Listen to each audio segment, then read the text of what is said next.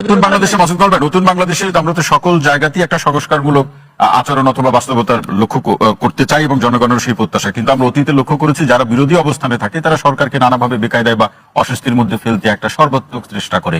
এবারের বাস্তবতা কি ভিন্ন হবে? আমি আগে যেটা হয়েছে আমি এটা মনে করি না। আমার কাছে মনে হয় আমি নিজে থেকে প্রত্যাশা করি আর কি, যে জামাত ইসলাম, এনসিপি মূলত এই দুইটাই তো মানে প্রধান বিরোধী দল, তাই না? আমি মনে করি যে এই দল দুইটা মানে ওই ধরনের মানে যেমন আগে ছিল একটা জিনিস যে একটা মানে ব্রিজ উদ্বোধন করবে, ব্রিজ দল হরতাল দিয়ে বসে, অথবা একটা ভালো কাজ কিছু করবে এটা হরতাল দেবো, কারণ ওরা করছে কেন, অথবা আমি মানি না। এই যে মানে মানে মানে বিরোধিতা জন্য বিরোধিতা করা, একদিনও শান্তিতে থাকতে দেবো না বলছে, আমি সংসদে যাব না কারণ আমি বিরোধী দলে বসবো না, এই যে মানসিকতাটা আমার মনে হয় জামাত এবং এনসিপির কাছ থেকে এই ধরনের আচরণ আমি মনে করি পাবো না। আমার ধারণা এইবারের সংসদ আমাদের এই যাবৎকালের সবচেয়ে ভাইব্রেন্ট সংসদ হবে, সবচেয়ে মানে আপনার কি বলবো কার্যকর সংসদ হবে। আমার ধারণা। অসংখ্য ধন্যবাদ।